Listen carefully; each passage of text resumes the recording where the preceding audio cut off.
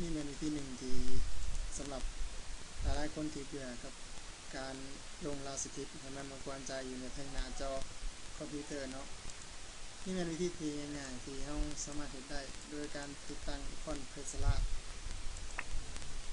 หลังจากนั้นเราจะวิธีตั้งฟอนต์เพรสลาดก็ง่ายๆก็คือเราไปดาวน์โหลดฟอนต์เพรสลาดตามเว็บไซต์ต่างๆ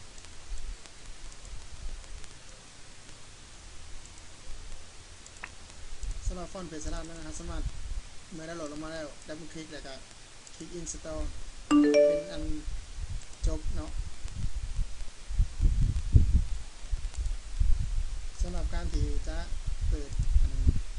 ล่าสุดเป็นสลัดขึ้นมาใส่ก็เลยจะเข้าไป Control Panel เลือกของ Religion อาจารย์เขาก็ไปตั้งค่าภาษาของมันคือเปลี่ยนคีย์บอร์ดของเราให้มันเป็นภาษาลาวเนาะนี่แม่นการแอดภาษาลาวมาเรียบร้อยแล้วภาษาลาวภาษาไทยและภาษาอังกฤษ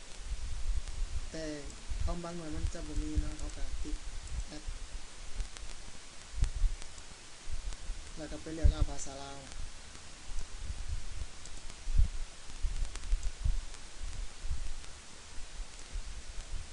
น่าก็ติ๊กเอาสองทางเลือกแล้วก็คลิกโอเคสำหรับคอมพิวเตอร์ยังบ่มีภาษาลาวก็แอดเข้ามาแล้วก็ไปเปลี่ยนคีย์บอร์ดของเราคีย์บอร์ดของเราเนาะเห็นว่าตัวนี้มันจะมีเราจะมันคลิกใช้คีย์บอร์ดเราใช้คีย์บอร์ดมันจะได้นั่นแอดไซน์นั่นแอดไซน์มันทั้งสองอย่างแต่คลิกโอเคจากนั้นเราจะมาเปลี่ยนวิธีที่เราต้องการพอเปลี่ยนเราคือที่ใช้ภาษาที่เราต้องการให้เปลี่ยนกดแชร์เราสามารถกด Control Panel กด Control แล้วกดใส่ตัวเลขหรือเราจะเลือกตามใจก็ได้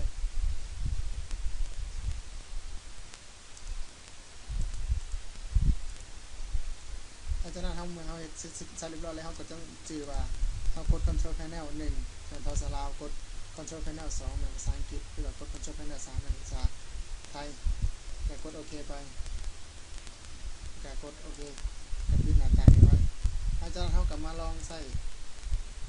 ฟอนต์เพรสลาดเบิ่งที่เข้ามาใน Word Microsoft Word เราพิมพ์มาเราจะมาเลือกหาฟอนต์เพรสลาด